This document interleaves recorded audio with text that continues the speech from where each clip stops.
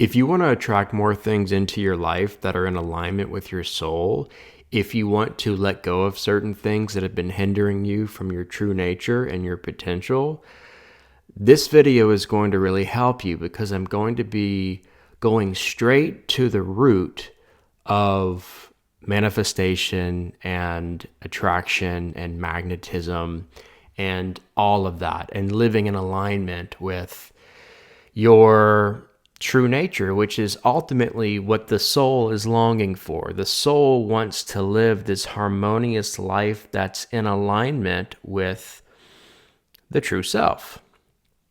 So it all starts with energy. This is a game of energy. This is a universe of energy. In fact, Nikola Tesla said, if you want to understand the secrets of the universe, think in terms of energy, frequency, and vibration. So everything is energy vibrating at different frequencies. And a lot of times what happens is when people want to, attract something into their lives, the mindset of it is, okay, it starts with something external needing to happen. I need to do something or shift something or come up with this or come up with that, whatever. And it's very egoic. It's the ego striving and trying to make all this stuff happen. But what that's doing first and foremost is it's putting you in this place of separation consciousness. And then also, it's causing you to operate in this energy of desperation. You're wanting it, you're needing it, you're looking for it, you're chasing it, you're performing, striving, abandoning yourself in order to get it, whatever. This is the energetic embodiment of desperation. And for a lot of people, this energetic embodiment is very familiar because it goes along with the conditioning that so many of us were programmed with of there's something wrong with you, or you're not enough, or you're unlovable, unworthy, or not safe, whatever it is, whatever your conditioning is or was, the energy that's very closely related to those core subconscious beliefs is the energy of desperation.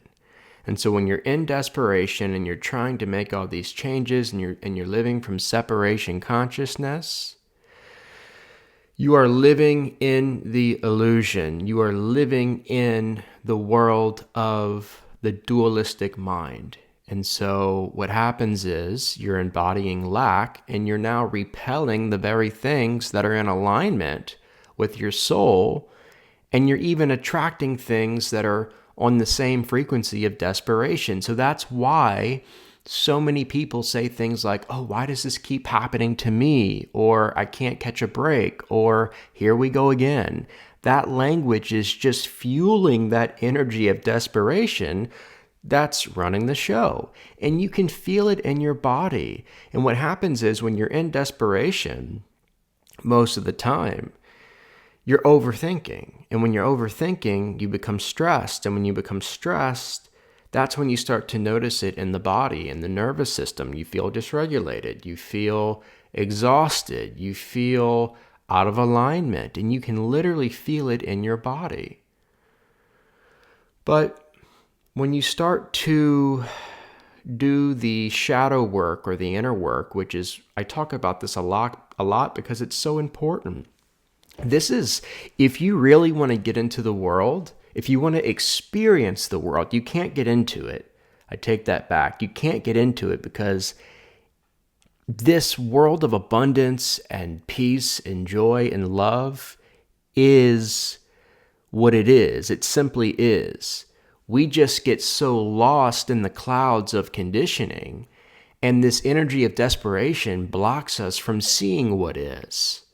So, in order to experience what is, which has to do with a lot of high vibrational living and manifestation and abundance and all those things I had mentioned, it all starts with your inner world. Why? Because what we're perceiving to be the external outer world is just a reflection of whatever the energy is or the beliefs are within us. Those beliefs, the energy, is being projected into what we are perceiving to be the outer world. But it's actually all interconnected. It's all one. So it starts with the shadow work. When you start to do the shadow work and the inner work, and you start to dissolve these different subconscious limiting beliefs that have been running your life, then as a result, the energy of desperation starts to evaporate. So you don't even have to try to get rid of the desperation, or you don't even have to try to let it go. It just goes on its own when the root of it, which typically is unworthiness or not enoughness, when that core belief is dissolved, the fruit of desperation and lack, that kind of energy just goes with it. So it's very effortless. And then the shift happens when you see that your true self, which is spirit, has always been there. It's the light that's always shining. And so now you shift from desperation into the energy of your true nature, which is inspiration. When you're in inspiration, you're in spirit. Inspiration, inspired. That's what it means. Inspiration to me is all about being in spirit. That's what it means to be in spirit. And when you're in spirit, now you have a completely different energy, a completely different vibrational frequency. And that is what is being broadcasted into the universe. That's the new signal that is now going to start attracting different circumstances and people and opportunities and relationships, and all these things are going to start to become very apparent. They're going to start showing up because of the broadcast signal that we are now putting out. And it all started with something that shifted within. It was a different energy. And you can feel what the energy of inspiration is like. It's an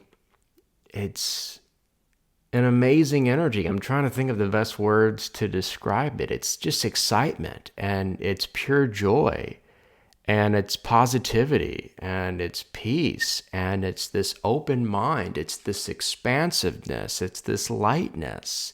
You feel regulated. You feel like there's this divine flow moving through you. And it doesn't feel like it's the ego trying to make all these things happen. It's like, when Jesus said, he said, I do nothing on my own. It's the Father, it's the divine, it's source consciousness within me, moving through me, doing everything and saying everything. You see, when you transcend this sense of being a separate self, an ego, you awaken to the divine that's always been within you. And now it's not your limited self trying to do all these things. It's just the Tao itself. It's the flow. It's the river of life that is now carrying you and bringing you into what is, or showing you what is, right? Revealing to you that it's been here all along. And then when you start to operate from this energy of inspiration, when you're in spirit, which is just a reflection, an expression of your true divine nature, this is when all things are possible. This is when miracles happen. This is when you start to transcend all these different limitations and these ideas, these beliefs that we have been led to believe that have kept us stuck in the ego and stuck in desperation. So it's really infinite potentiality, and you can feel what that's like. It's limitless. So you start having more ideas and more creative insight and more intuition, and you start to remember things, and then you go with the flow that's now within you and expressing itself in all these beautiful ways, and life becomes very harmonious. Life becomes a dance. And what you can attract from this state of being, from this energy, is beyond anything your ego can think, ask, or imagine. So life becomes very magical, and very fun and entertaining and like a roller coaster. And from this place of the higher mind, the higher self, and a higher frequency, the true nature, which is unconditional love, is now expanding, and your field of energy is actually literally going way beyond your physical body. And people can feel it, and they're drawn to it. And like I said, it truly is a magical state of being to operate from. But that's really it. Once you're living from that place and that becomes your dominant energy, you don't have to try to manifest anything. You don't have to try to attract anything. In fact, that word try kind of goes out of your vocabulary because it just is. It's very effortless. And things in your perceived outer world just start to naturally reflect that energy of being in spirit, which is your divinity. And again, this is where all things are possible. This is where you really start to get creative. You start to dream again. You notice that there's this increase in imagination.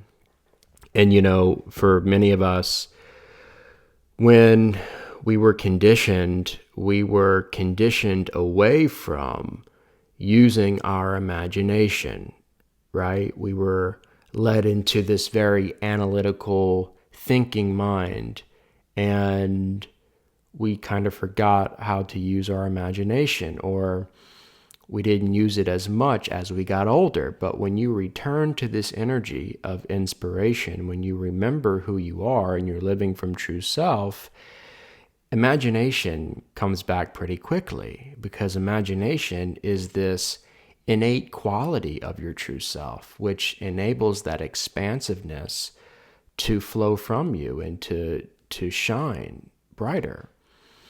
So, yeah, it's amazing. And if you're watching this video and if you're someone who's like, yeah, I'm ready to step into that, well, like I said, it all starts with you being honest with yourself, you getting curious, and you going within to see what's blocking that, because it's there. It's never not been there. You already have it within you.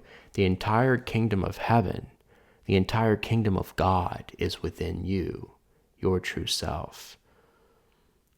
This is just a matter of removing what's been hindering you from that. See? And that's where true magnetism begins, and it feels very authentic. It feels like home. It feels like something that you've always known. Okay? So that's pretty much all I have today. If you found this video helpful, informative, or insightful, please leave a thumbs up at the bottom of the screen, and be sure to subscribe to my channel if you haven't already. Thanks for watching, and I'll see you next time.